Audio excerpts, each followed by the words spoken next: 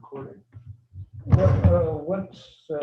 We'll adopt the agenda, then once we get to the reports, then we'll release it. Leonard, are you on the line? Oh, she has it over there. Yeah, I'm here. Okay, he's going to record. Okay. I'd like to call this special meeting of the Health, Education, Human Services Committee to order for June 2nd, starting at 1 p.m. Call the meeting to order on number 1, the roll call. Mr. Mose. Yes, sir. Honorable Paul Begay Jr. Here. Yes, sir. Honorable Pernell Halona. Hello, Mr. President. You, Honorable Carl Russell Slater. Present. You, Honorable Charlene So. Honorable Charlene So.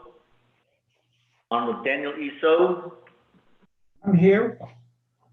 You, sir. Honorable Edison J. Winika. Here. Sir, Chair of 5 members constitute a quorum. Thank you, Mr. Mose. The call on Honorable Edison Winika to provide us the invocation. Okay. Fukushi. Go ahead, bow our heads and prayer before we get started. Our Heavenly Father, we come before you at this time. We're so thankful for all the many blessings that thou bestowed upon each and every one of us. And we're so thankful for all that we have, for our families, our loved ones. We're so thankful for the responsibility that we have within the Navajo Nation. And we're so thankful for the elders and the young people, children, throughout the Navajo Nation. And we're so thankful for the leadership that we have, the president, vice president, and the Navajo Nation Council, the local chapter officials, and the responsibilities that they have, school boards. And we're so thankful for the staff of the Navajo Nation and the respective responsibilities that they have. And we're so thankful for the residents for the responsibility that they have and for their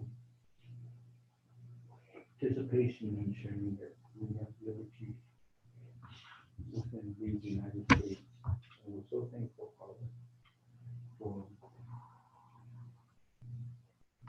all that we enjoy in this life. And be with us as we continue to fight for freedom. We're so thankful for our response to it in a way that we feel we're overcoming it. We still need to protect each other, being cautious and helping each other to be safe. And Father, be with us as we discuss the items on our agenda. We might do so with thanksgiving. Help us that we might make decisions that will be beneficial to the nation and to those that will be coming for us. And Father, bless us that we might always remember who we are, that we do have a responsibility. And that the decisions that we make affect a lot of people. That we might do all that we can to stay in tune with it, so that our prayers can be answered and that we can be guided by thee in all that we do.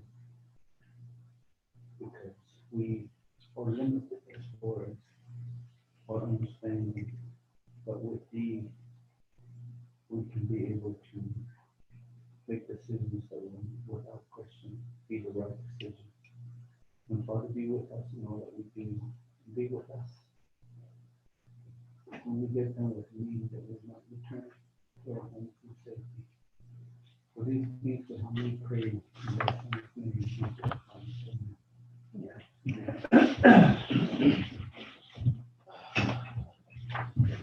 Potato, they said, in piece of that. a humble prayer. Honorable committee members, do you have any announcements? Lona, tell us how many chapter meetings you're missing to be here. Oh, I'm not that till tomorrow.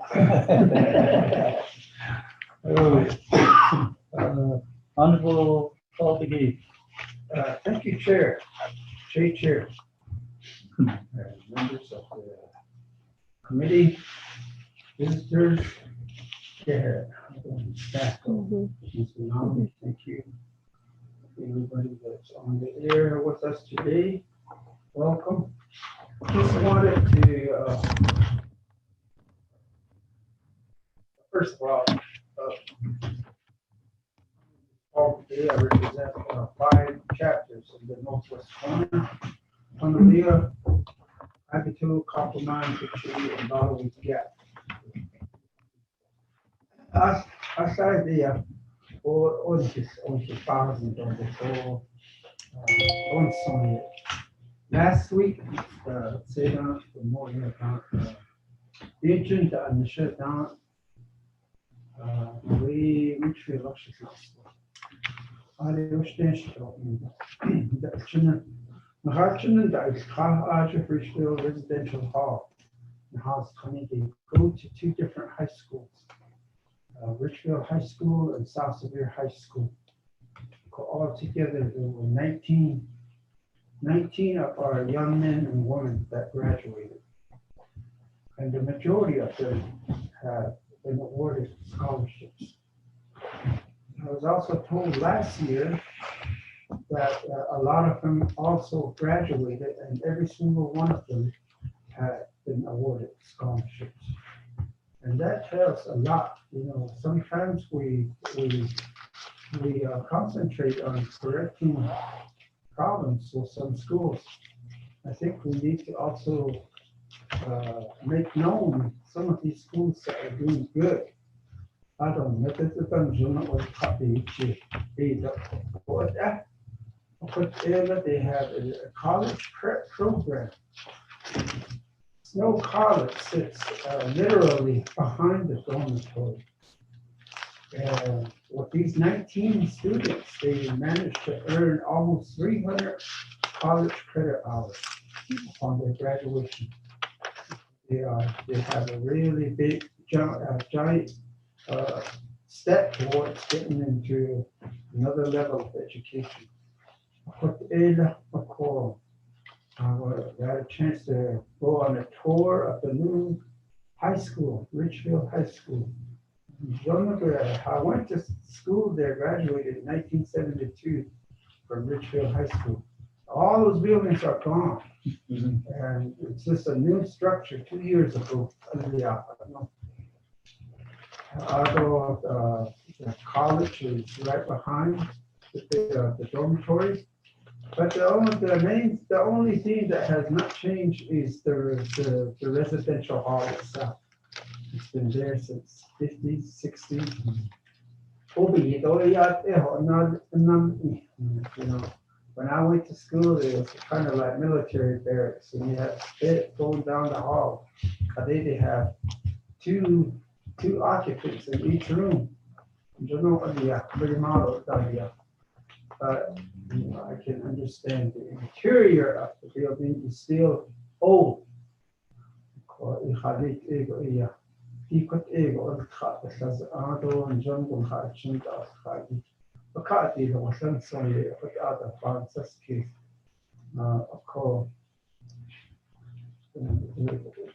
outside the interior where there was dirt when I went to school, there's no grass about yet. They have a very good school board. Elwood Watson,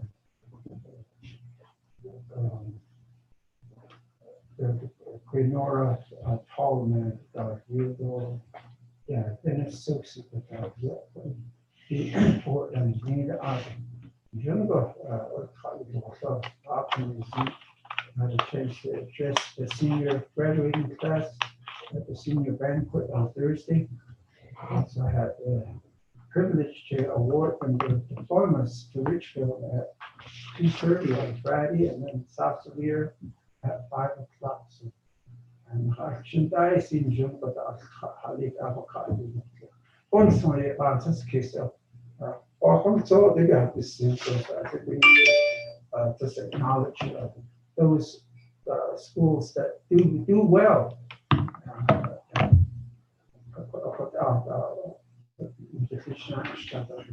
Thank you, Chair. Mhm. Committee members, anybody else? Real quick. Honorable Halona? Yeah, I just wanted to, I did see those your graduation of the week, and I just wanted to, her name's Kayla J. Corona. She goes to school at Kuna High School in Idaho, which is south of Nampa, Idaho. And all their kids up there, a lot of the students, there were 379 students in the class that graduated, in the class that she graduated. I would say over 50% of those students have anywhere from 20 to 45 college credits already under their belt. And I'd like to see our students get to that point one of these days where they can start getting college credit before they graduate high school. That's the kind of operation I think we need to try to create here. It was really impressive. Some of those kids had 65, 67 credits already. And that's already an associate's degree. And so I just wanted to mention that, and I was real proud of my granddaughter. She was a soccer player and a star baseball player for the school up there. Thank you. I'll quit. No. Sheila, anybody else, committee members? I just got a text on former council delegate Marlon Scott, senior, passed away 3 days ago. Perhaps we just do a moment of silence. I forwarded the text to Speaker and Chief of Staff. We can do the condolence with it. For Sheila, a moment of silence. A former colleague.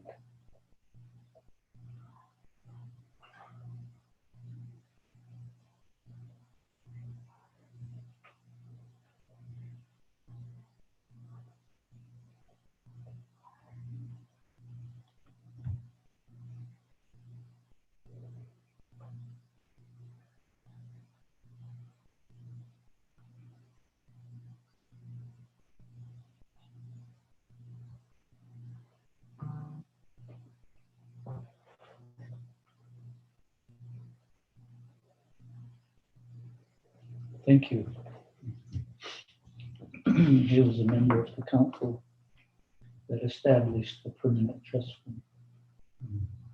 And so he had enacted the ethics and rules legislation at the time. Okay, now we do recognize guests and visiting officials.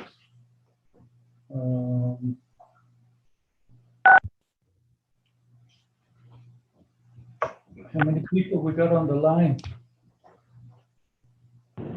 Chair, this is Delegate So. I just want to state that I'm on the call. I have been. I'm not too sure if you all received my text. Okay, thank you. Mr. Mose, she's on the call. Okay, Yes, sir, I got it. anybody else? That's on the call, please introduce yourselves. Good afternoon. This is Marquis Yazzie with the Navajo Area Indian Health Service, and I also have Mr. Ben Alford, Management Analyst, and Mr. Leonard Chi, Program Specialist from the Office of Indian Self-Determination. Thank you. Morning, Chair. This is Jordan from the Golden State.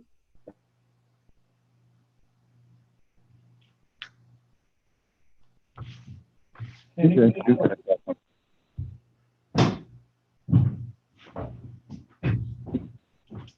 We'll move forward. And our guests in the room. My both situation flipped backwards and she like threw the pillow up into the wall. She goes after she was sitting by the dresser, and we looked over the bed and I could see his first thing going. Jump up and sitting down.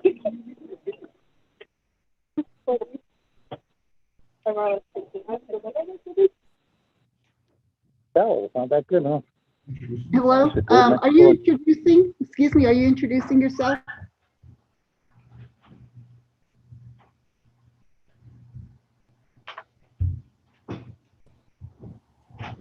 Good afternoon, members of Health Education Human Services Committee. This is Deanna Neswood-Gishi, Division of Social Services. Thank you.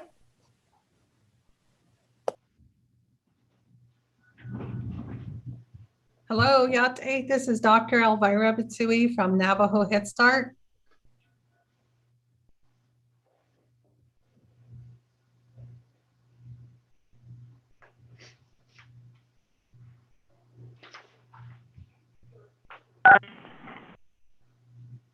Yat Eshache, members of Health and Education Committee, Perfilia Fowler, Division Director, Human Resources on the call. Yeah, Che.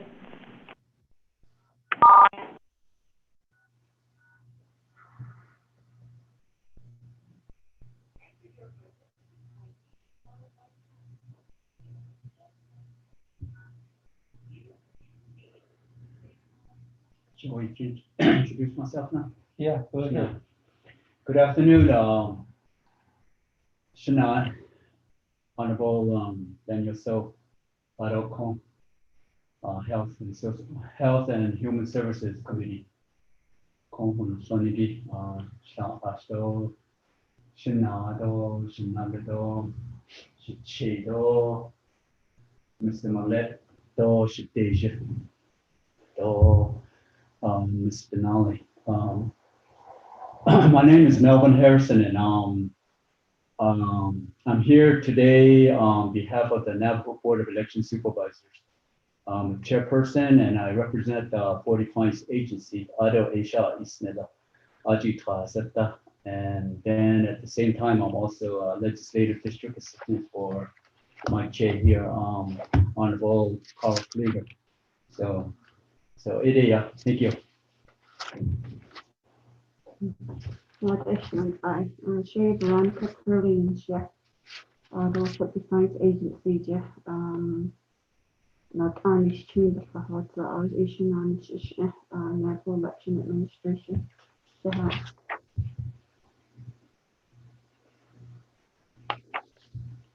Anybody else that's joined the call? Yes, this is Michelle from Department of Health. Good afternoon, committee members. Oh. Good afternoon, committee members. This is Alex with Navajo Nation Department of Justice.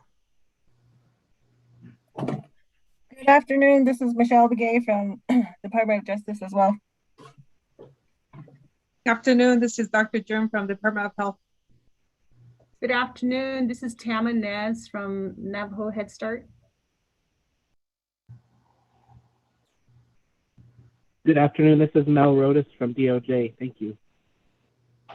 Derek Franklin from Doty. Good afternoon. This is Ajwa Ajedanso, also from DOJ.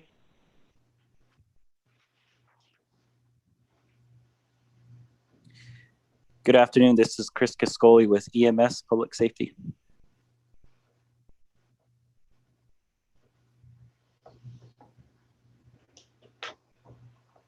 Anybody else? Thank you, everybody that's on the call. Appreciate your calling in. So we'll go down to item number 3, review and adopt the agenda. Yes, Mr. Chair, you have your proposed agenda for the Health, Education, and Human Services Committee, 24th Navajo Nation Council.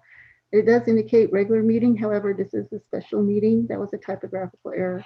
June 2nd, 2021 at 1 p.m. Presiding the Honorable Daniel E. So, Chairperson, and the Honorable Carl R. Slater, Vice Chairperson.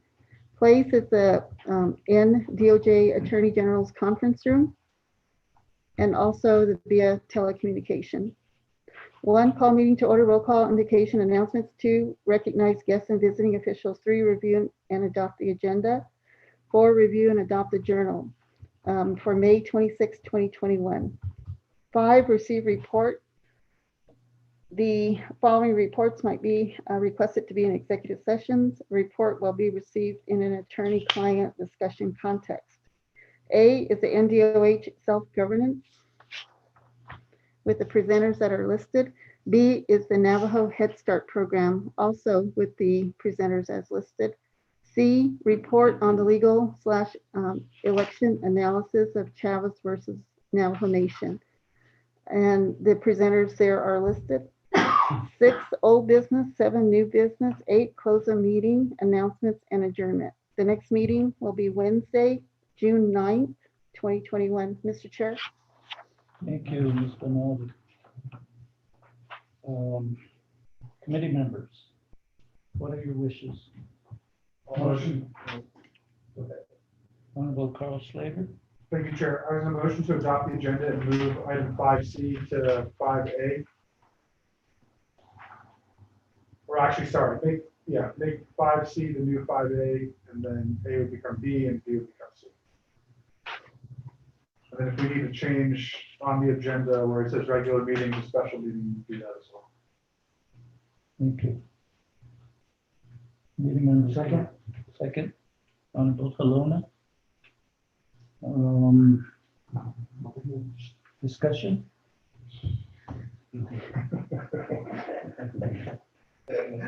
Too slow.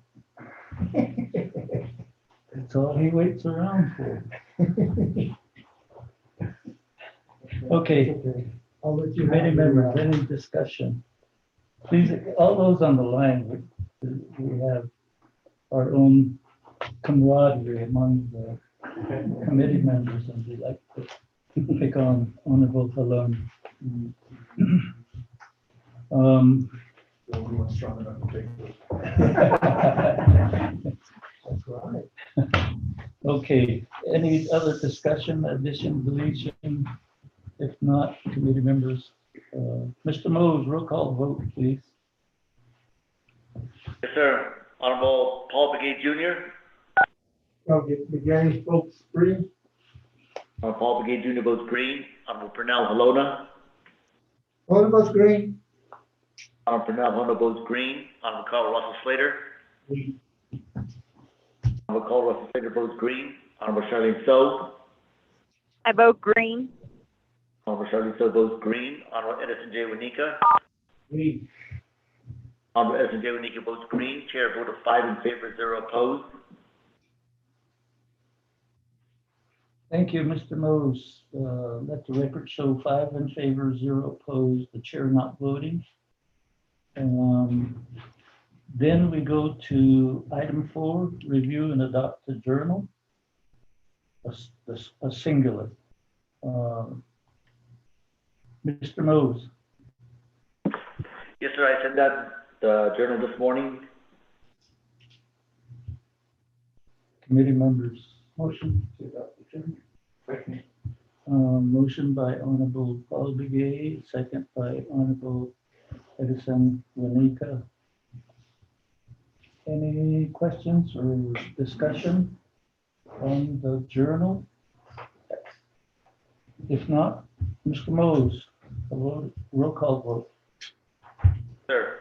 Honorable Paul Begay Jr. Paul Begay votes green. Honorable Paul Begay Jr. votes green. Honorable Pernell Halona. Paul votes green. Honorable Pernell Halona votes green. Honorable Carl Russell Slater. Green. Honorable Carl Russell Slater votes green. Honorable Charlene So. Green. Honorable Charlene So votes green. Honorable Edison J. Wanika. Green. Honorable Edison J. Wanika votes green. Chair, a vote of 5 in favor, 0 opposed. Thank you. Good job, Mr. Mose, on the journal. Let the record show a vote of 5 in favor, 0 opposed, the chair not voting. Thank you. We go to item 5, receiving report.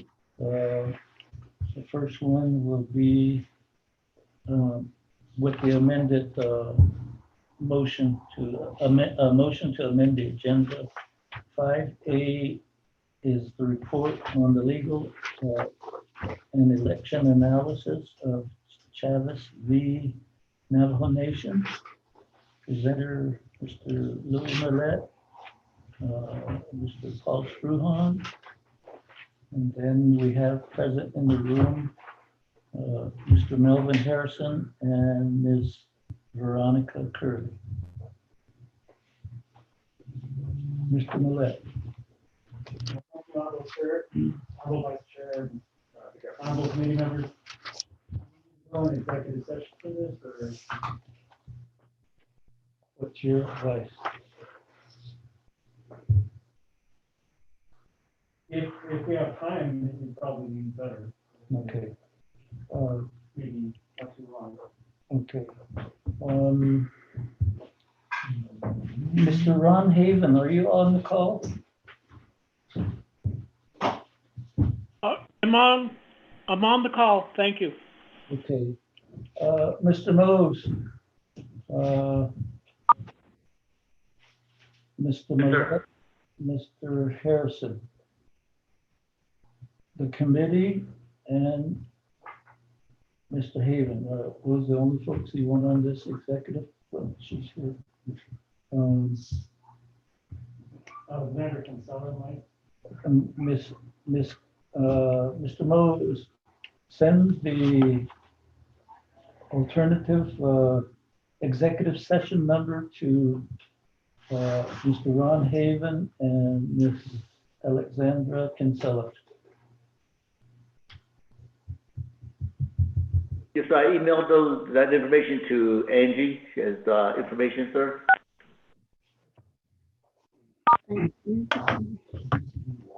Okay. All right, committee members.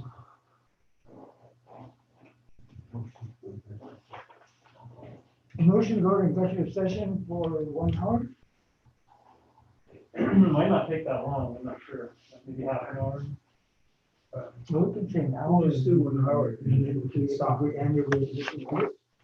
Okay. For a motion, Chair. Thank you. Motion by Honorable Pernell Helona to go into executive session to address this issue. Do I hear a second? Second. Thank you. Honorable Carl Slater, second. Roll call vote to go into executive session. Mr. Mose. Honorable Paul Pigay Jr. Vote green. Honorable Paul Pigay votes green. Honorable Pernell Helona. One votes green. Helona votes green. Honorable Carl Russell Slater. Green. Honorable Slater votes green. Honorable Charlene So. Green. Charlene So votes green. Honorable Edison Nika. Green. Edison Nika votes green. Chair vote of 5 in favor, 0 opposed at 1:49 p.m. Okay, thank you. So committee members, let the record show a vote of 5 in favor, 0 opposed. Chair not voting to go into executive session for 1 hour.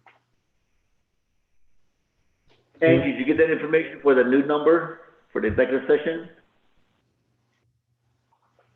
I emailed it to you. Okay, I haven't received it yet. Okay. Hold on. I think let me see this. Okay, I think I do have it. All right.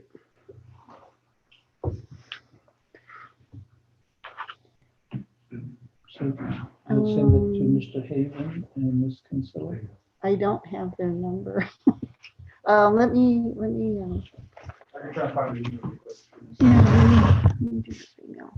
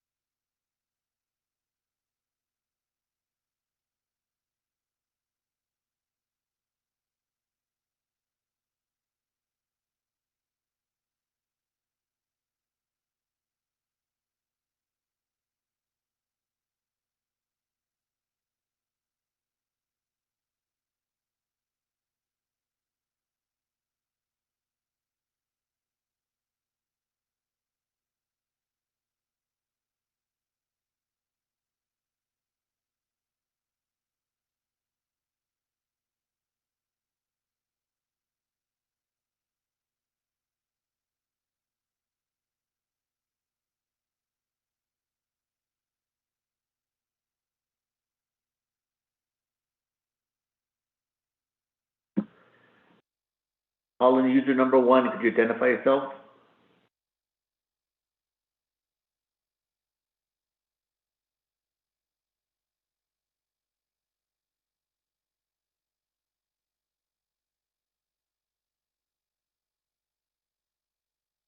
Hi, Mr. Mo, this is Marquis Yazzie. I'm assuming I'm caller number 1. Just want to know. Thank you, sir. All right, thanks. Bye.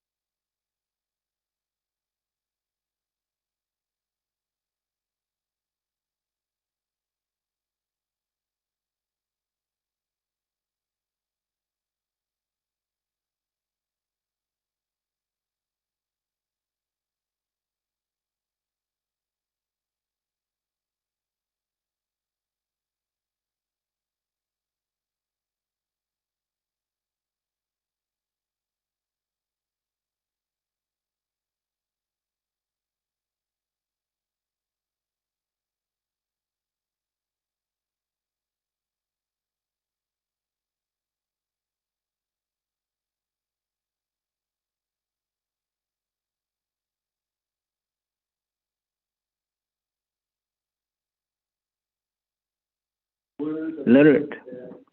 Yeah, go ahead, sir. No. There he's right now. Do you know who's second and second? Can you hear me? I can hear you. Oh, okay. Yeah, he's on there. Who motioned second?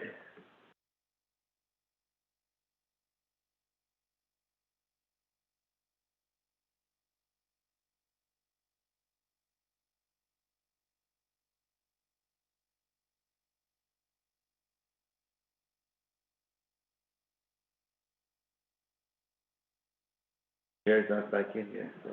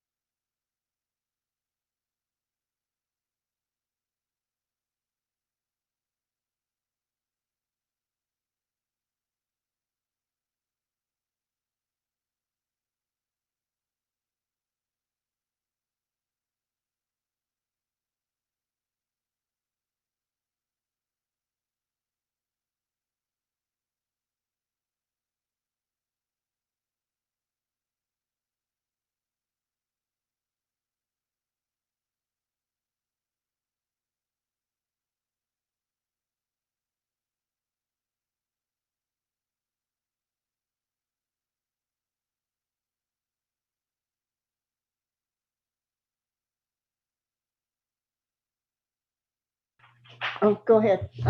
Leonard, Mose, this is Angie Benelli.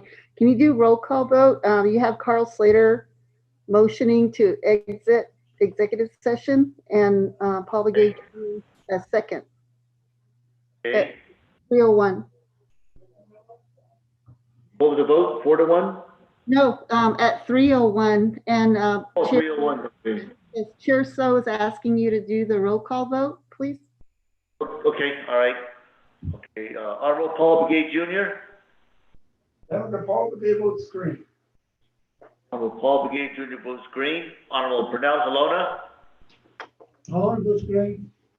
Honorable Pernell Halona votes green. Honorable Carl Russell Slater, Green. Honorable Carl Russell Slater votes green. Honorable Charlene So, Green. Honorable Charlene So votes green. Honorable Edison J. Wanika, Honorable Edison J. Wanika votes green. Chair vote of 5 in favor, 0 opposed at 3:01 p.m. Thank you. Mr. Mose, let the record show, vote of 5 in favor, 0 opposed, the chair not voting. Committee, what are the wishes of the committee? Motion to get out of executive session? No, I mean, no. Accept the report. To accept the report. Motion by Honorable Pernell Halona and second by Honorable Paul Begay. With that, we would Honorable Slater. Chair, would we want to identify in the motion request to Ms. Kinsella and Doty to expedite their proposed consultation plan and present it back to the committee, and then schedule or affirm that we're going to schedule a work session with them? And then I guess the second part of that was. We would seek legislation. That's right, and that we were going to ask Mr. Haven to start drafting legislation so we can input the consultation plan and get back there. Thank you. Committee members, motioning party. Honorable Helona, Honorable Gay, do you consent to? Yes, sir, it's acceptable. Okay. Accepted by Honorable Helona and accepted by Honorable Paul Begay. So that's added to the motion. Any further discussion? If not, then Mr. Mose, roll call vote. Yes, sir. Honorable Paul Begay Jr. Green. Honorable Paul Begay Jr. votes green. Honorable Pernell Helona. One votes green. Pernell Helona votes green. Honorable Carl Russell Slater. Green. Honorable Carl Russell Slater votes green. Honorable Charlene So. Green. Charlene So votes green. Honorable Edison Janae. Honorable Edison J. Wanika. Green. Honorable Edison J. Wanika votes green. Chair, a vote of 5 in favor, 0 opposed. Accept the report. Thank you. Appreciate that vote, committee members. 5 in favor, 0 opposed, chair not voting. So we go now to receiving report 5B, Navajo Division of Health Self-Governance. Presenters, Ms. Doreen McCall, Ms. Dana Bobroff, and Dr. Jill Jim.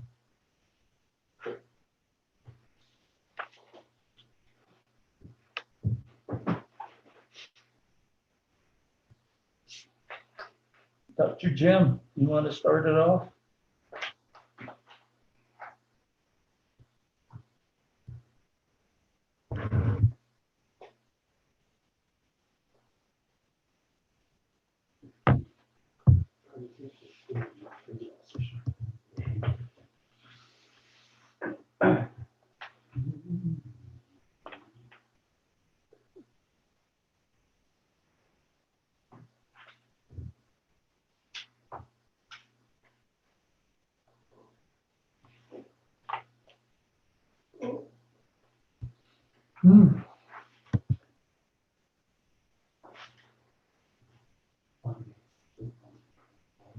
Dr. Jill Jim.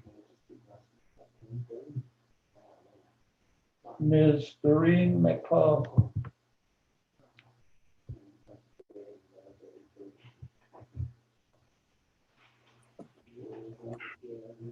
Good afternoon, Mr. Chair. This is Michelle Begay from Department of Justice.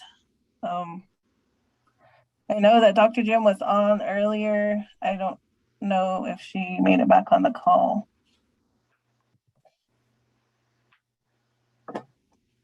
Chair, this is Michelle. I'm trying to get a hold of Dr. Jim. She stepped out for a bit. Let me see if she can get back on. She might have lost the call. Let me try to get a hold of her. Hold on. Thank you. Oh, she's on there. She's on. She's just muted. I don't know what. Okay. Michelle, this is Dr. Jim. Oh, okay, Dr. Jim.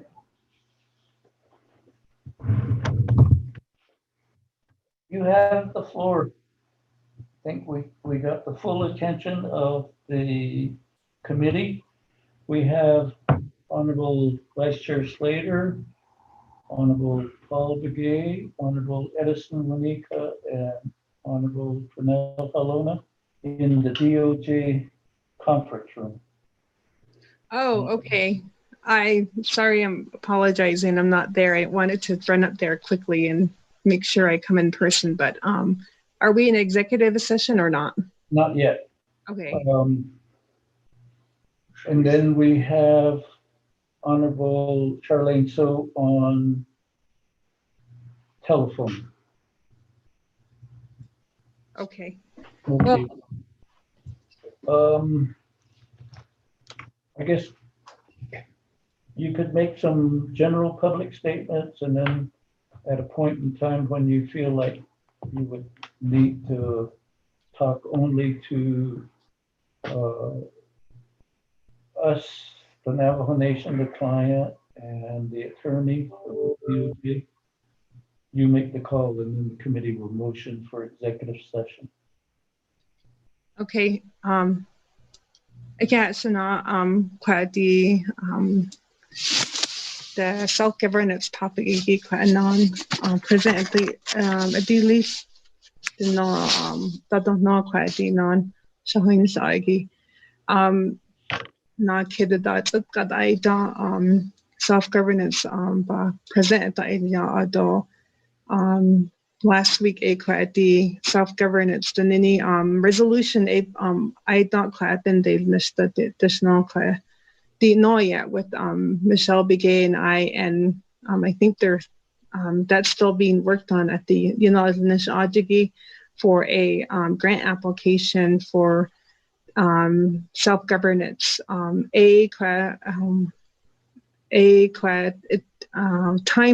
that the application they come out in June or July that they know from IHSA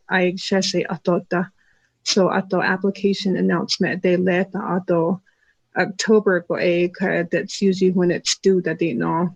But we wanted to also prepare a resolution for that. So even not just at the although we have social services and division of public safety as well. So also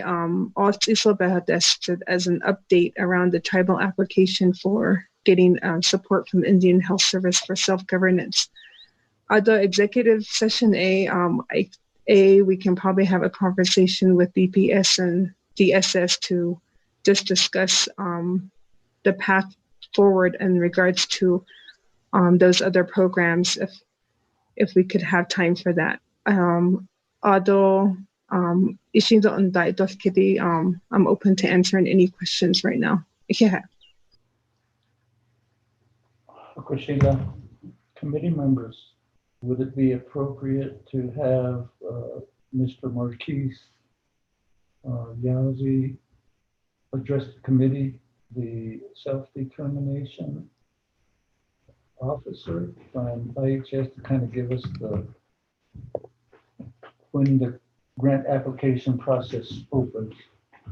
Mr. Marquise Yazzie, are you on the call?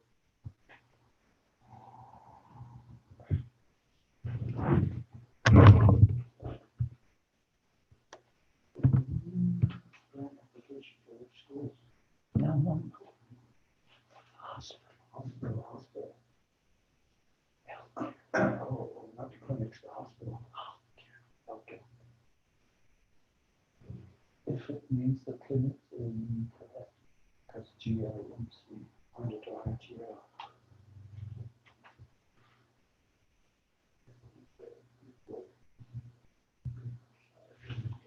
Mr. Marquise Yazzie, Mr. Leonard Chi. Sorry, can you hear me now, Chairman? So? Yes. Okay, perfect.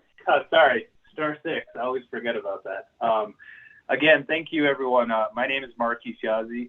I serve as the director for the Office of Indian Self-Determination, and thank you for allowing us the opportunity to provide comment before you go into executive session. But I just do want to note that there are tribal management grants available for Title I entities as well as Title V entities who are looking at wanting to contract or compact under the Indian Self-Determination. And there are various funding opportunities that's typically given in the Federal Register. And my understanding, and I'll have to check to see if the latest Federal Register has been published. But in the Federal Register, it talks about the various funding opportunities, and depending on which level the Navajo Nation wants to pursue, we can work and assist and provide any technical assistance, as well as the eligibility information on those tribal management grants. But I also do want to note that under the Tribal Self-Governance Program, there are several requirements that the tribe or tribal organization would want to pursue in terms of eligibility requirements. And one being successfully completing a planning phase for that's in the satisfaction of the tribe. And then the second one looks more at the self-governance, a resolution that's going to be submitted by the tribe. And then 3, looking and demonstrating financial stability and management capability. And typically we look at all of the tribe's single audits, whether there are any no uncorrected single audits. And all of that would be reviewed by our headquarters Office of Tribal Self-Governance. Typically we accept about 50 tribes per year, but there shouldn't be any issues in terms of being accepted. But again, I just note the eligibility requirements for entering into any self-governance program. But again, if at any point the committee wants me to do a short presentation, maybe like a 15 to 30-minute presentation for any additional questions on the self-governance program, I'd be more than willing to propose or present something along the self-governance aspects of how we can move forward in that. And again, we look forward in working with the Navajo Nation on pursuing any tribal self-governance aspect. And with that, I'll conclude. Thank you. Thank you, Mr. Yazzie. Committee members, any Honorable Carl Slater. Can I ask one question about the entry requirements? Mr. Yazzie, could you elaborate on that very briefly?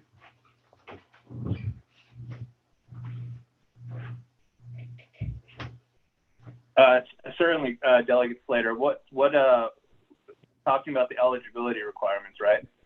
Yes, sorry. Okay.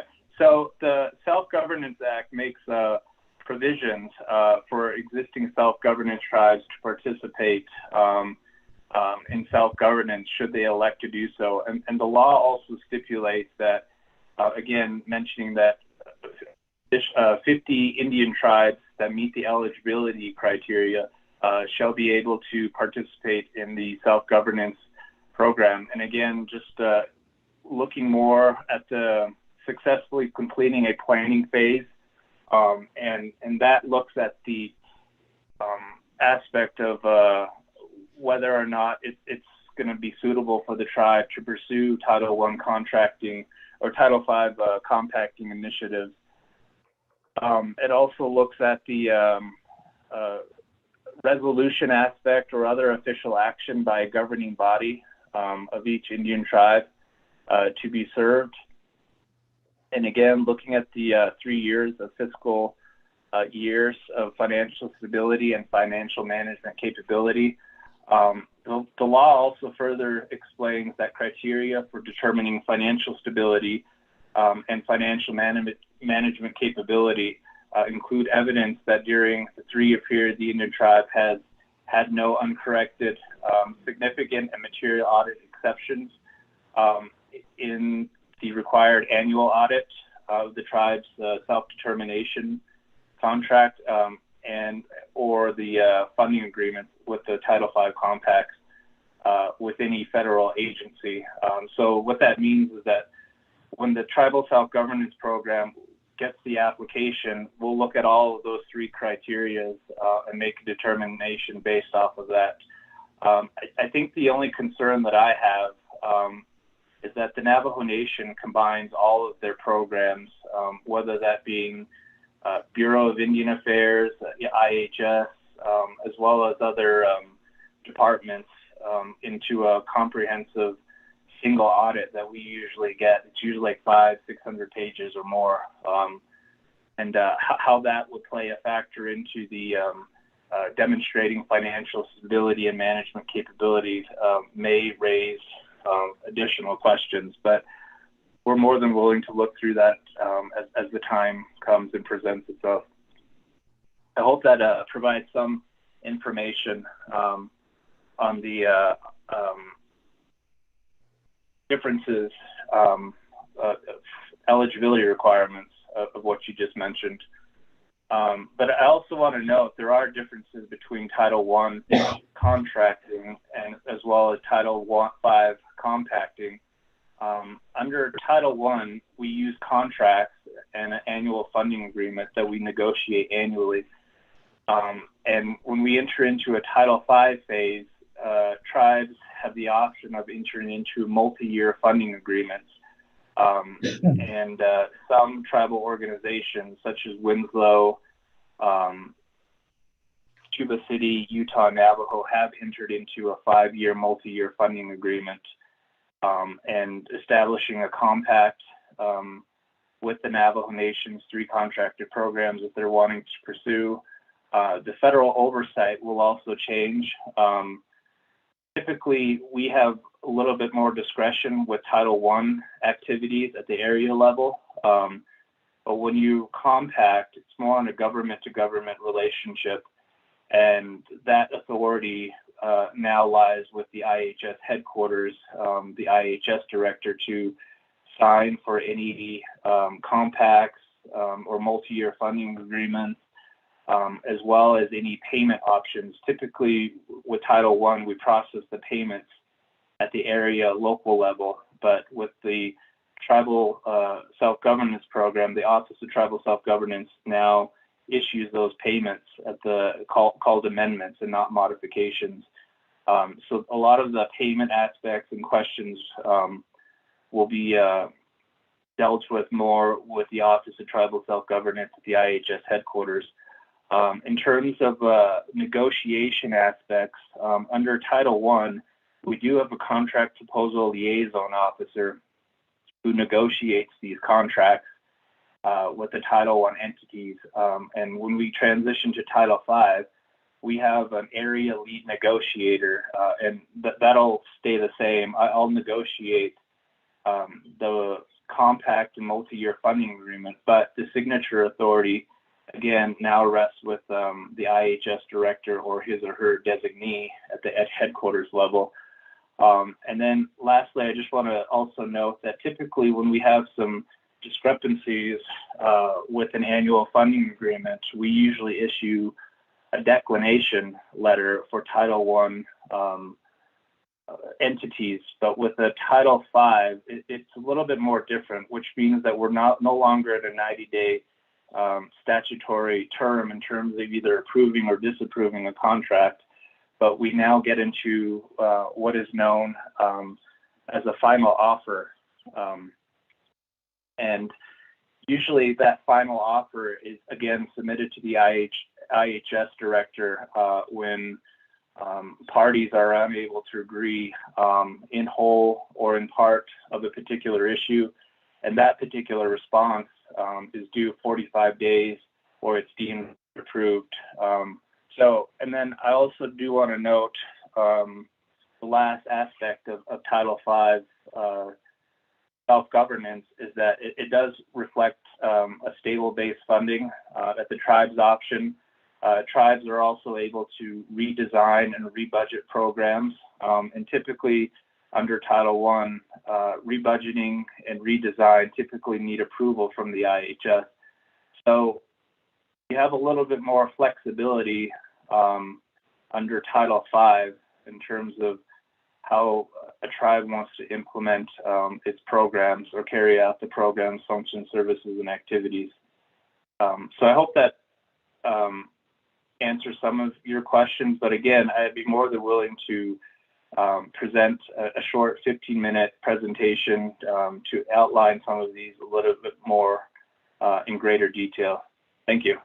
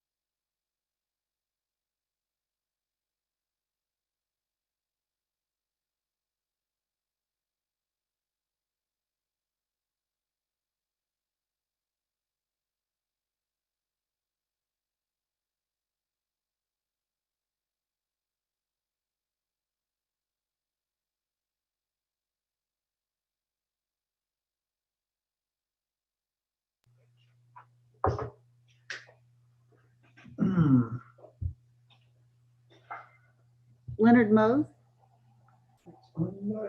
Yes, I'm still here.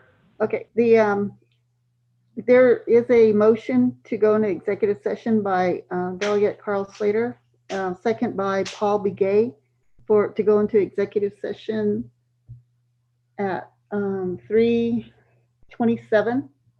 And the chair would like you to do the roll call vote. Right. Honorable Paul Begay Jr. Okay, votes green. Honorable Paul Begay Jr. votes green. Honorable Pernell Halona. Alona votes green. Honorable Pernell Halona votes green. Honorable Carl Russell Slater. Green. Honorable Carl Russell Slater votes green. Honorable Charlene So. Honorable Charlene So. Honorable Edison J. Wanika. Green. Honorable Edison J. Wanika votes green. Honorable Charlene So. Green. Honorable Charlene So votes green. Chair, a vote of 5 in favor, 0 opposed to go to executive session at 3:27 p.m. Thank you. And for the folks I named off on, be on the executive session, please send them the new number. Let the record show a vote of 5 in favor, 0 opposed, the chair not voting. We are going mute on this line and going to the new caller. Well, okay,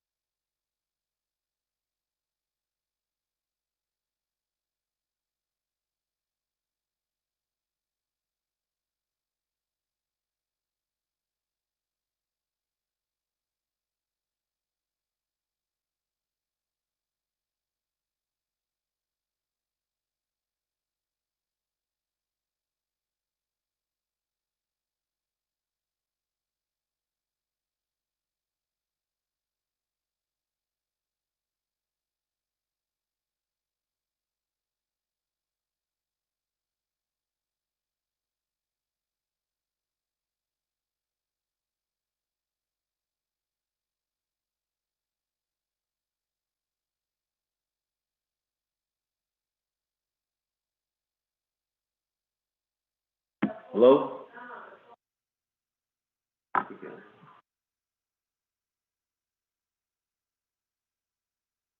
Hello? Hello?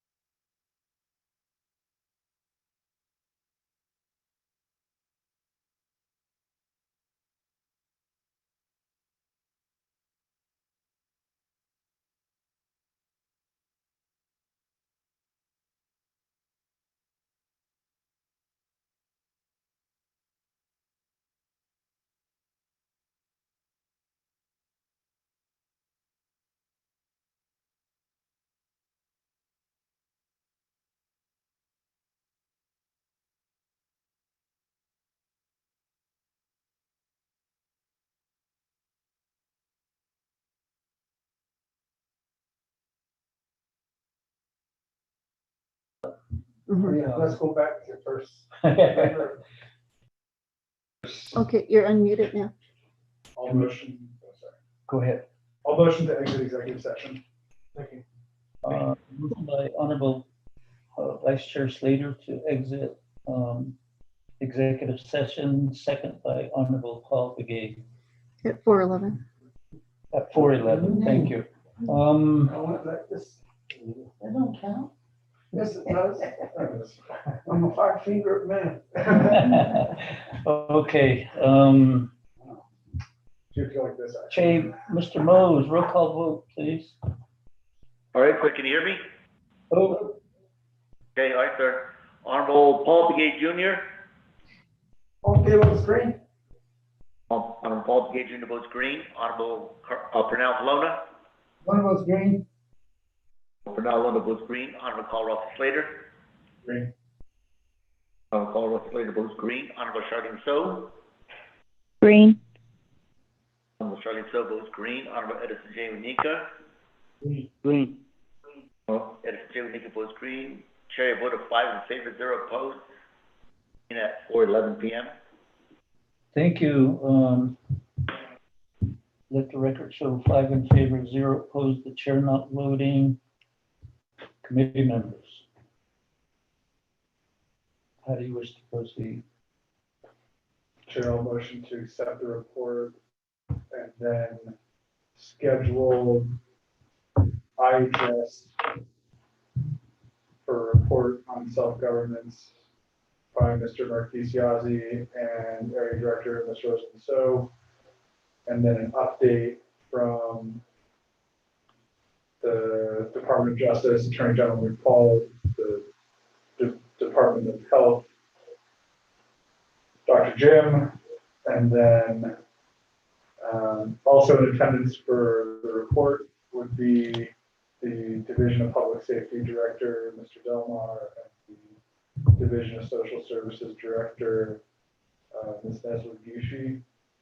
And that would be for next Wednesday at our regular meeting. Hope I got that right. Okay, got it right. Motion accepted by Honorable Slater, second by Honorable Valona. Discussion?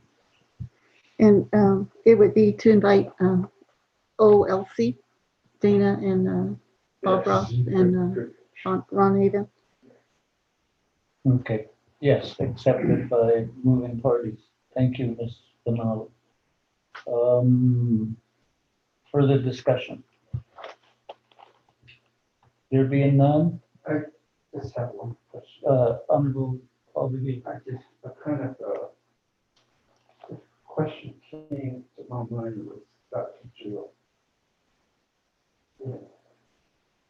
Opening the schools and other places.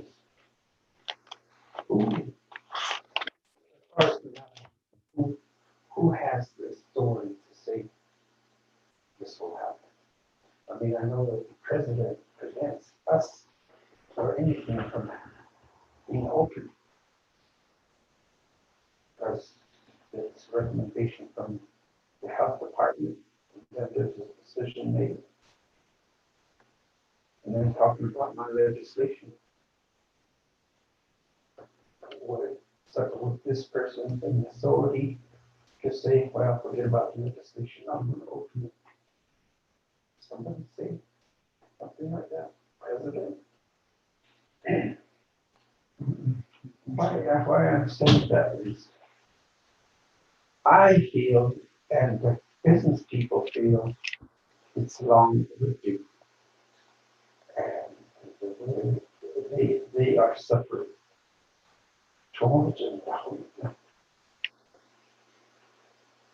And tourist season is almost halfway.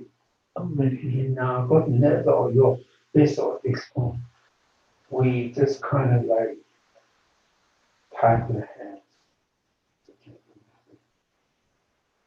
Oh, you're the husband, and but they don't have the money. Keep the place running. I don't actually go not that she did.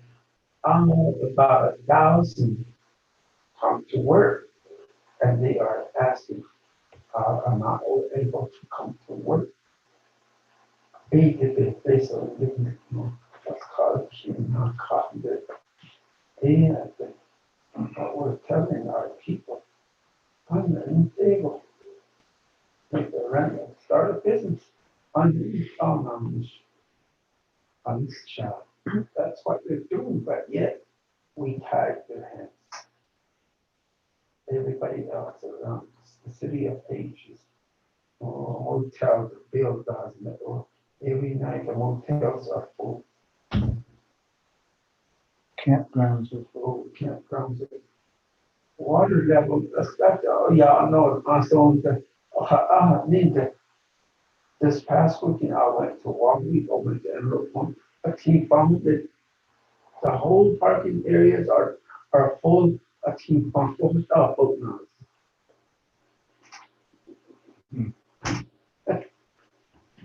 It's no stop now. Get the average of dollars now.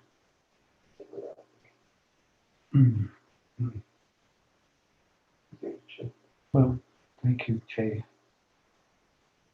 Call changes over those. Council. Jay. And there's one person in front of us that has some semblance of authority, with being the head of the health command. To change the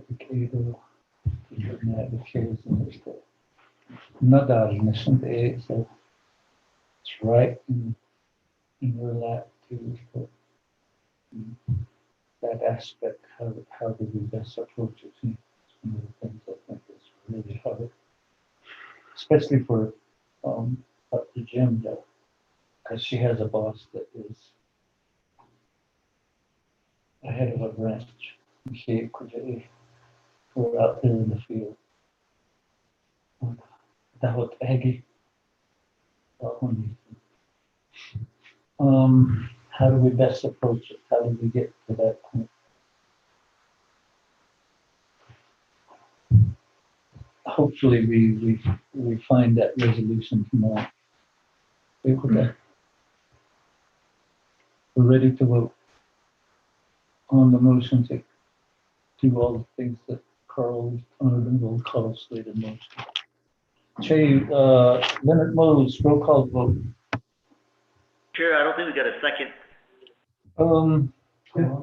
Alone a second. Okay. He All right, go ahead and do the vote now, sir. He motioned by doing the peace sign. But also second. Pull the Paul. Honorable Paul Begay Jr. Green. Honorable Paul Begay Jr. votes green. Honorable Pernell Alona. Alona votes green. Honorable Pernell Alona votes green. Honorable Carl Russell Slater. Green. Russell Slater votes green. Honorable Charlene So. Green. Honorable Charlene So votes green. Honorable Edison J. Wanika. Green. Honorable Edison J. Wanika votes green. Chair, a vote of 5 in favor, 0 opposed to accept the report. Thank you, Mr. Mose. Let the record show a vote of 5 in favor, 0 opposed, the chair not voting. Now we go to item 5C.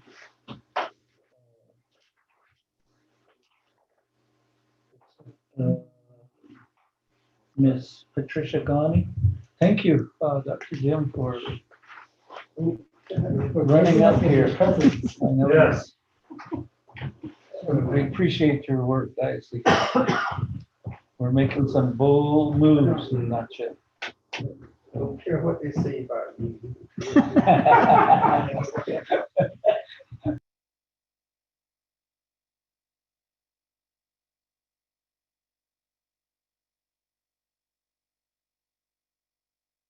We have Miss Patricia Ghani and Miss Alexandra Kinsella.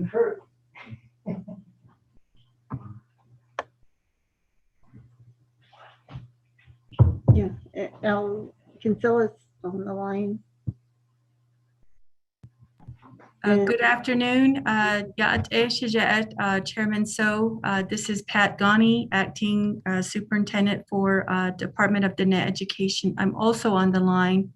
We do have Dr. Elvira Bitsui and then all other Navajo Head Start leadership also on the call. Good afternoon, committee members. This is Alex with DOJ. Okay, thank you.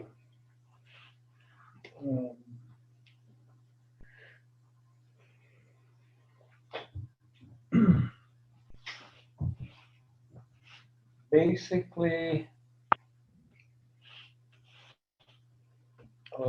we need to go into executive session at some point.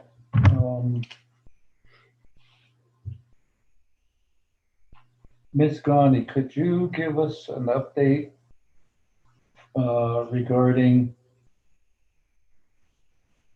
I know that the response to the audit is due until June 7th. And has there been some progress made to that response or that those findings?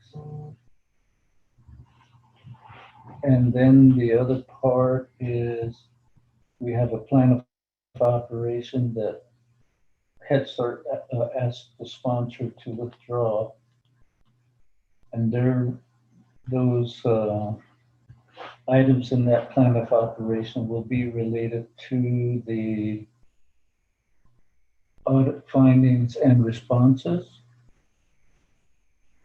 And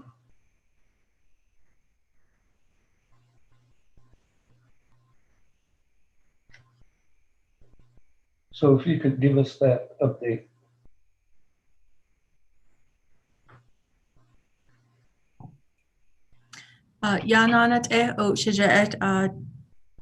Health Education Human Services Committee Chairman. So thank you. And good afternoon to other Health Education Human Services Committees members. Thank you for posing the question and asking for an update surrounding Navajo Head Start's performance audit that was completed. You heard the report from Auditor General Helen Brown with information that was supplied by Moss and Adams firm who conducted the performance audit on Navajo Head Start and its operations. We do have direction from Ms. Brown, who is guiding the responses to the 20 findings within the performance audit. I know that Navajo Head Start leadership has been working together with their internal team members to make a response that meets the satisfaction of Auditor General. We do have a timeline of June 7th for us to submit a corrective action plan.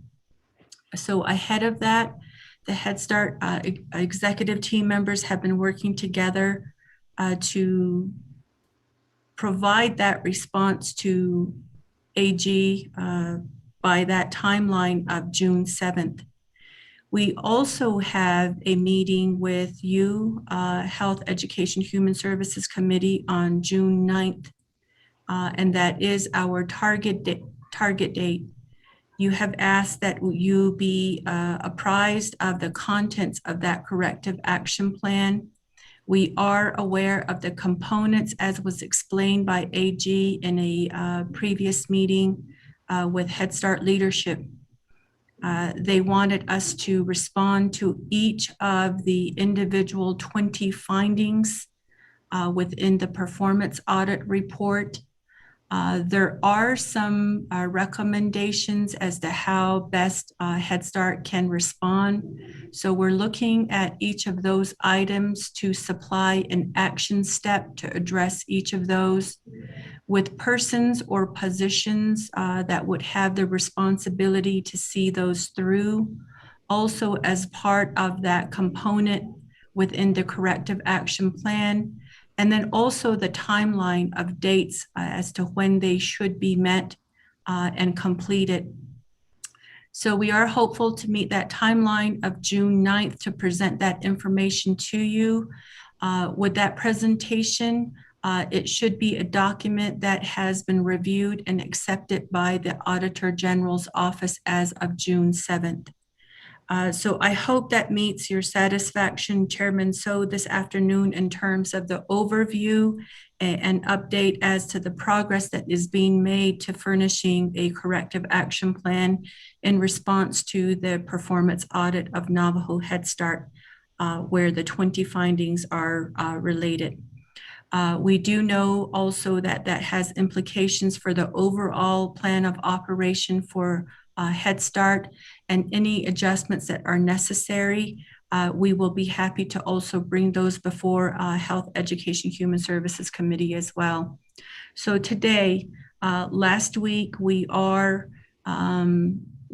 request was made of us to provide an update and a written memorandum to be submitted to you in regard to the request that was brought by Office of Head Start for restoration of 2.9 million, which is a balance of the appropriation that was given to Head Start in 2018 of 6.3 million. At the time, Head Start had experienced some funding loss from external funding source of Office of Head Start. And since then, with language in legislation for that appropriation, the Head Start program has been able to carry forward those balances. And so there is a requirement of the grantors that remains as part of our contractual relationship with Office of Head Start, in which it pertains to the maintenance of from Navajo Nation to have a cost share identified.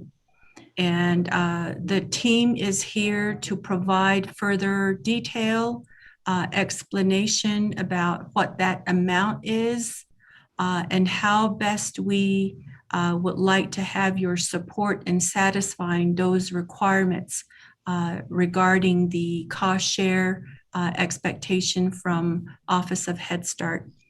So with that, Chairman So, I hope that we can give some time to Dr. Elvira Bitsui and her team members to provide those explanations.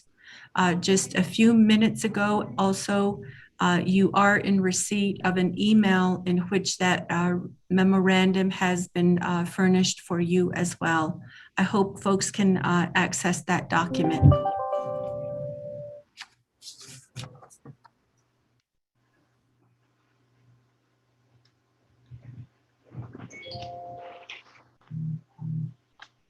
She said she just sent it? Excuse me? Did she say she just sent it, or that it was?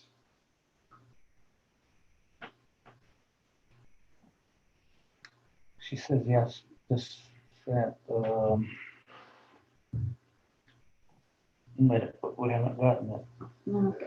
My Outlook on my laptop doesn't work here, but my phone does. Yeah. Are you connected to their Wi-Fi? Yeah. And your email doesn't work? Yeah, it's the same thing for me. Yeah. I don't know why. No, she didn't send it. Yes, members of Health, Education, Human Services Committee, good afternoon again. That email was sent from Dr. Bitsui using the Navajo Nation's Dodi email account, and it was sent at 3:50 p.m.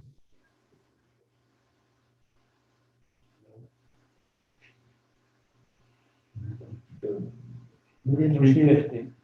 Nothing. I've received something as a 429, but nothing at 350.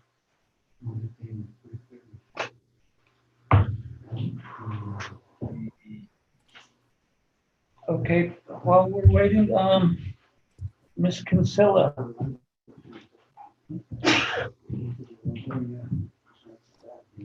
Are you on the call? Good afternoon, Honorable. So yes, I am present. We're over at DOJ conference room. Walk down the hall and I'm working from home, Honorable I'm So. kidding you.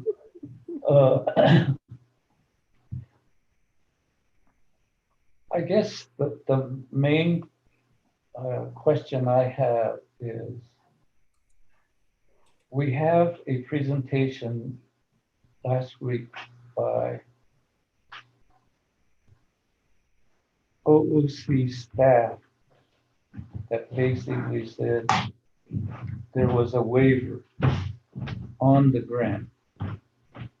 And my understanding was that that grant started in February of this year. And it's waived. And the grant was for 5 years. And I don't understand this additional request. The one that was basically to be used as matching or in kind. That aspect I don't understand, and that's part of the reason we want to address it. Certainly. So let me walk through some of that explanation to hopefully provide some clarity. So I believe, and again, I wasn't on that call last week, but I understand that OOC was presenting on the last grant year. So that was 2020 through 2021. And during that time, because of the COVID pandemic, Head Start received a full waiver of the entire cost sharing requirement. So that was a complete waiver of the 20% that the nation would usually be responsible for providing. That waiver ended. And so as we're on the current grant for 2021 to 2022, Navajo Head Start requested a 10% waiver. So we requested, and I recently learned received the 10% waiver. So for the current grant year, the nation is still responsible for providing a 10% cost sharing amount to contribute to the performance of the grant. So I believe, again, OOC discussed the full waiver that was present for the past grant year. And mind you, the Head Start grant year operates across 2 fiscal years for the Navajo Nation. So that can also make it a little bit confusing. But for the prior grant year, the entire 20% was waived, again, due to the pandemic. And currently, for the current grant year, we have a 10% waiver in place. So the nation is still on the hook for a remaining 10%. And that's my understanding. If I mischaracterize, I believe Ms. Marinito with Head Start may be on the call and can clarify, but I believe that is correct. Does that answer or provide clarification to your question, Honorable So?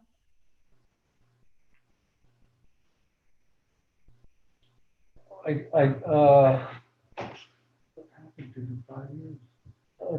I guess the main thing is, if the nation was granted a 5-year grant,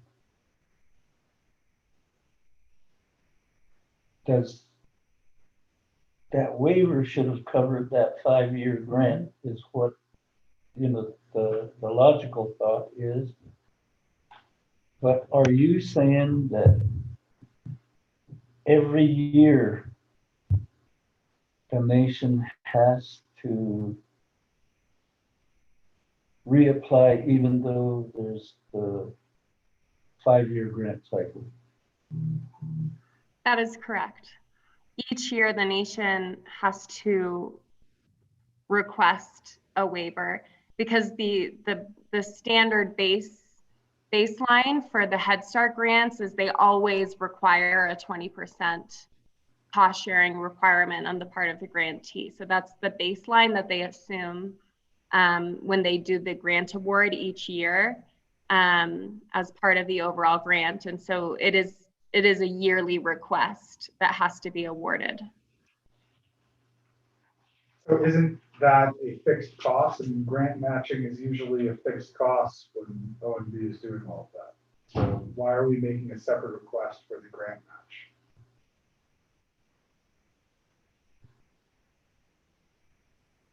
Delegate Slater, I'm not sure I understand your question. You asked, why are we making a separate request for a grant match?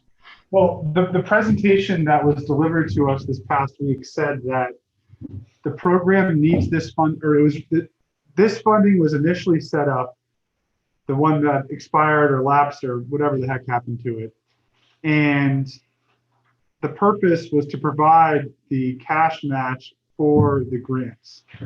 But under the Navajo Nation budgeting process, if you have a required, local or Navajo Nation grant match, it's supposed to be a part of the fixed costs or the grant matching cycle, and OMB goes out and solicits all the programs to provide what they need to do. They fold that in and they present that as a part of the budget. And so that's an annual process. And then another conflicting part of the presentation said that it was also to be a more flexible dollar that the program could use for things that might be constrained or constricted or restricted under their federal funds. And what we had made as a request at the last meeting was to get clarity from OMB, DOJ, and the program on why this money had been set aside or appropriated, and then also an accounting really year by year on how it had been used. And I don't know. I mean, we don't have, this memo still hasn't come to any of us over here. And I know it sounds like you're not the one who drafted it, but that's all we asked for. We want to know what this money was getting spent on. And I guess why these supplemental appropriations requests are being made outside of the Navajo Nation's ordinary budgeting process. So I don't know how much of that actually made it over to you from what we had done in terms of accepting the report last week.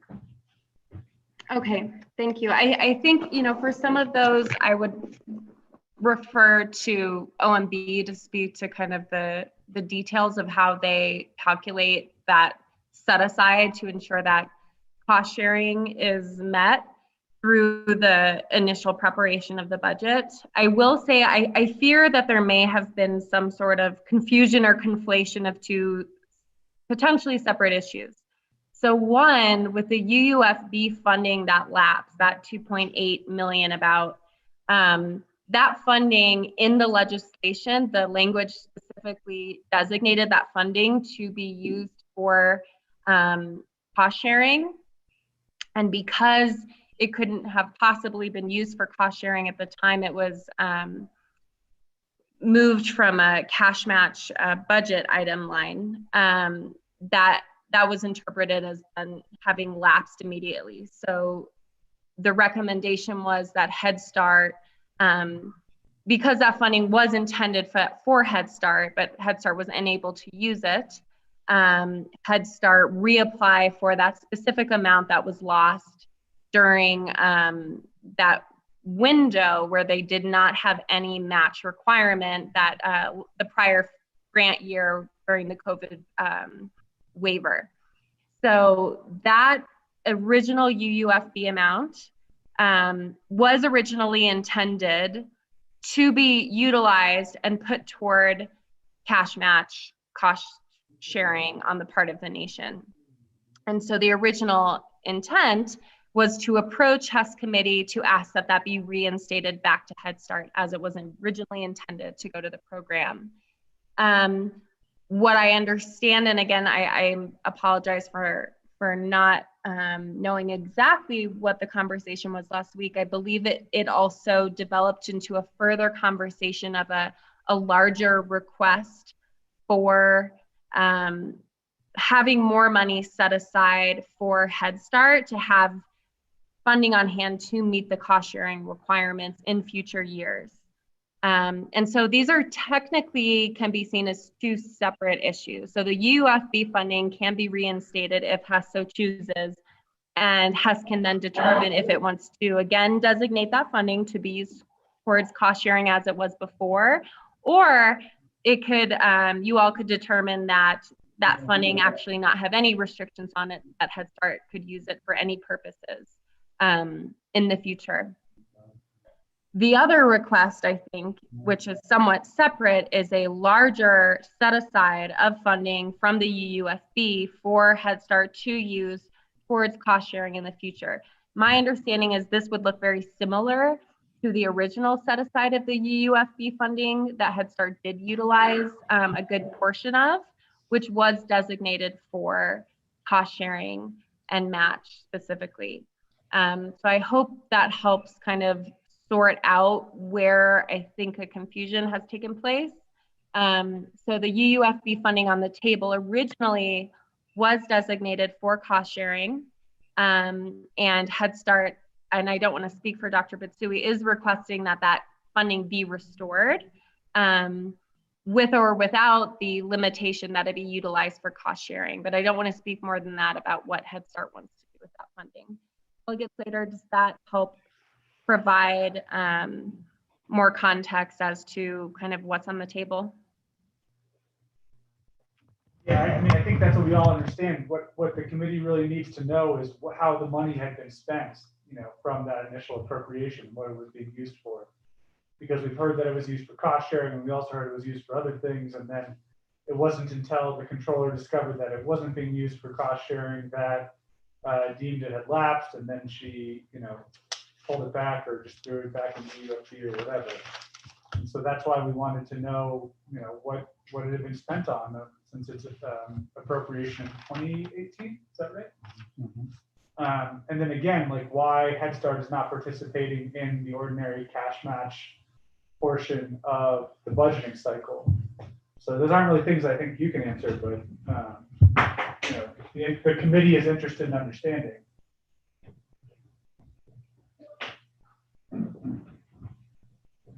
And then the other direction we provided was if there's going to be an appropriation request to the committee, that it be a needs-based appropriation, not just this is the dollar amount that was left on the table and we would like to get it back, but these are the specific metrics that we're going to use to hold ourselves accountable, and this is what we're trying to improve performance-wise, and here are the needs, so that the committee can evaluate it from that perspective. So that's the other guidance that, you know, that we provided to Ms. Ghani and Dr. Bitsui. Have you guys gotten the memo yet? Nothing. No. We got 2 memos since then, but not that one. Yeah, nothing.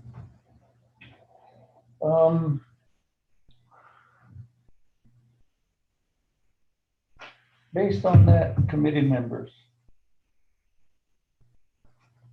what's your wishes? Can I ask a question? Go ahead, Honorable Vice Chair Slater, you got the floor. Sure. We have the reports from NDOH and Attorney General next week and IHS. Do we have any other reports scheduled right now?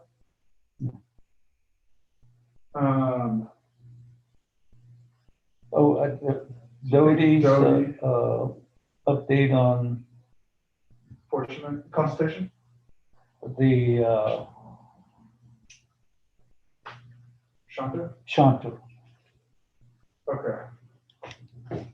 Because they were going to finalize their investigation. Well, could we ask for a written report from OMB and the programs and everyone for next week, and then we can schedule them 2 weeks out? Sure. For Head Start. That's what I'm thinking.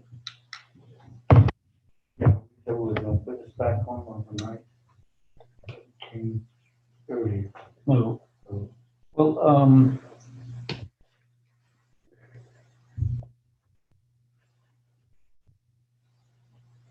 I guess the main thing is how was the money spent? The balance between 6.3 and 2.8.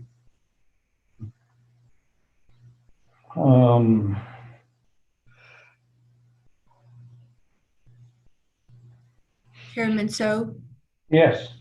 Yat Ehnana. We do have Dr. Bitsui on the call. There is a memorandum that has been prepared.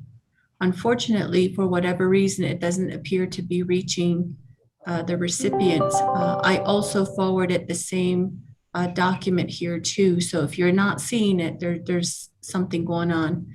They are in cyberspace someplace, but we do have leadership from Head Start on the call. I hope that you can entertain them to respond to the question that you have as to how those funds were expensed in the past.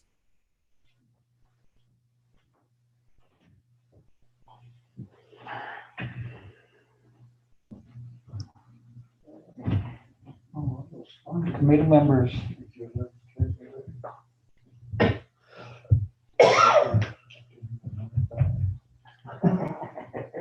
Dr. Ritsui. I didn't drop it.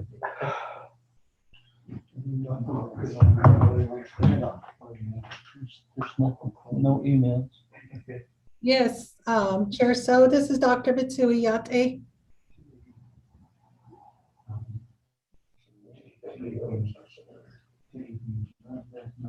Yes,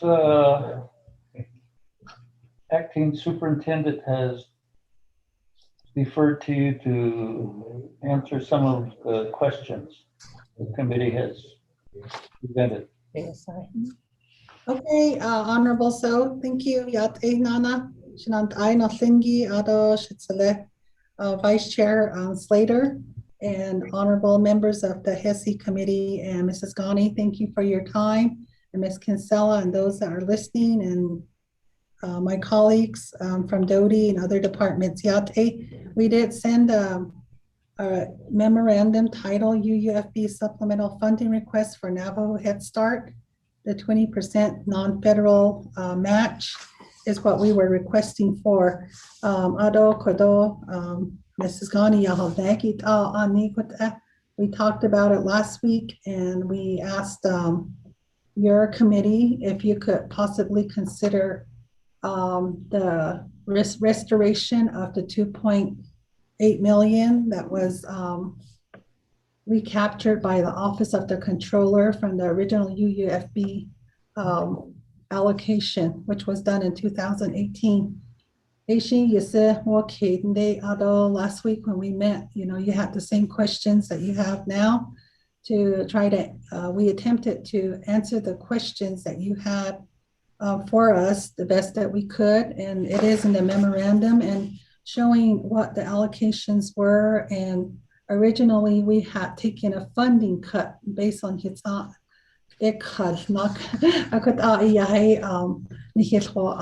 in 2017 and 18. At the time I had just taken on the reins as an assistant superintendent, and the nation did file an appeal. At the same time, they didn't want to close centers that were scheduled to be closed. So with the UUFB, we continue center operations. And so the first year, and according to the memo we sent you, in 2018, a majority of the funds went to salary, personnel costs, and that was in 2018 and 2019. And slowly we got a directive from the controller and also the Office of the President to transfer all the personnel costs back into the federal grant award funding accounts so that we can strictly use these funds for cash match.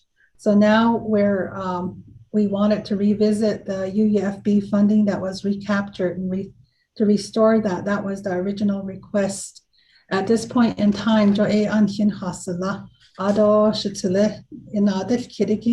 Honorable Slater, the fact that why are we not in the regular funding cycle for the Navajo Nation?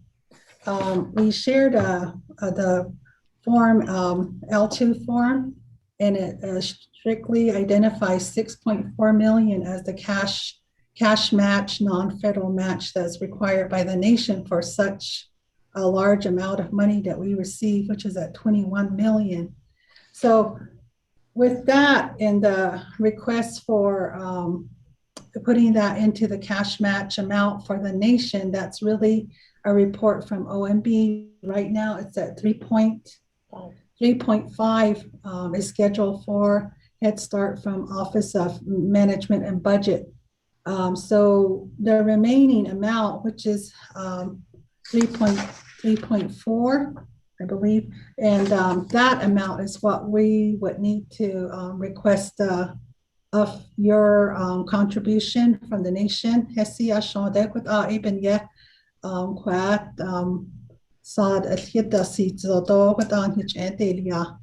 hope that that answers a couple of the questions. And then as far as how the funding was designated and spent, we did provide a JSI report from the FMIS system, and that's a detailed account of how the funding was spent.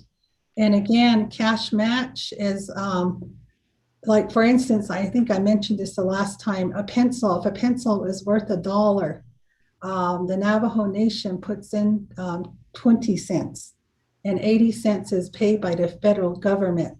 So each line item, each purchase is divvied up in that manner. Really,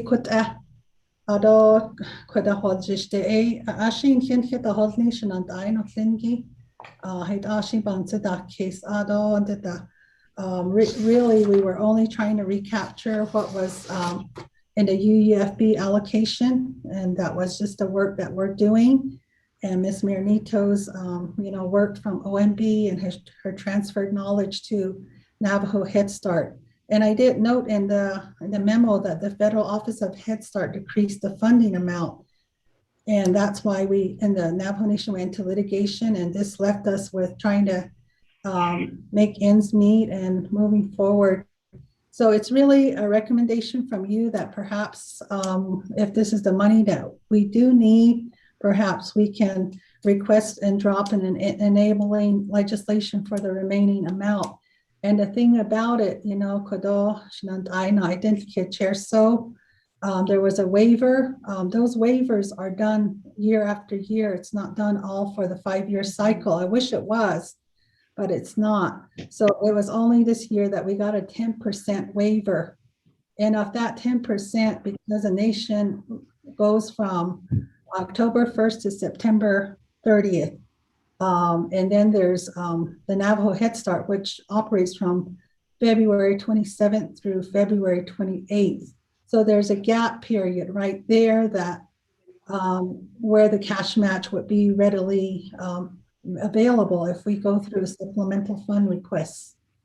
That's our ask, and I'll offer those words. And I do have Ms. Miranito here with me, so if we have further questions, we can, if you have further questions, we can possibly respond the best we can and provide the answers you would like to hear. Thank you. Yeah. Thank you. Committee members, we just got notice that you need to exit the building by 5 o'clock. We got 5 minutes, less than 5 minutes. So that aspect of possibly going into executive session, we'll just go to the next meeting. With that, we'll have a motion to accept the update. Motion to accept the update. The motion by Honorable Edison Wanika.